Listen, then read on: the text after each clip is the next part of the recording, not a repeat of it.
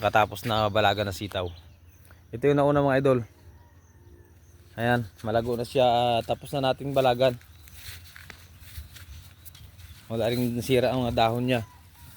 Ayan, ang ganda. Dalawang beses natin in-applyan to ng insecticide. Hindi pa tayo nakapag-foliar kasi paulan-ulan naman. Hindi natin kailangan ng foliar. Saka mataba naman siya. Mga idol, maganda na siya tingnan at areglado na ang kanyang tulos, pati akyatan. Yan ay ayos na natin. 10 linya yan mga idol.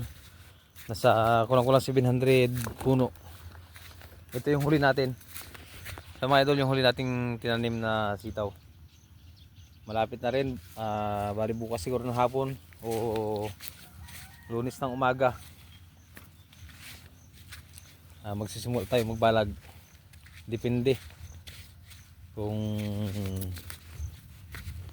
meron tayong panahon, pero maaaring Lunes na siguro ng umaga. Ay mga idol, ang ganda ng sibulo. Walang kasira-sira ang dahon at malusog. Sana naman tamaan pa rin natin yung presyo na katulad ng isang taon. Mas maluwang na ito mga idol, kasi nung isang taon yung ating tinamaan ng 120 ang bundle ay wawalong linya lang. Ito mga idol, hanggang dito lang sa linya na ito. Sa 2, 3, 4, 5, 6, 7, 8. Yan lang mga idol, ito lang sumula dito. Hindi kasama yung 3 na yan na maliliit na yan. Tapos wala tayo dun sa taas. Ngayon mas maraming 20 linya na ito. Sana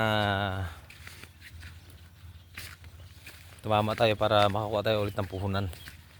Kasi magtatanim naman tayo ng sibuyas sa Tag-Araw. Mga idol, binisita rin natin kano yung lupa na pagpapalaya natin ngayong tag-ulan. Ngayon ko lang nakita mga idol ang kabuuan. Maluwang pala.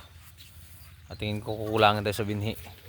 Pero kung ano lang mga idol ang maabot ng ating binhi, yun lang ating itataniman. Para hindi masyadong malaki ang gastos. Kayang-kayang tustusan. Mga idol, salamat sa panonood.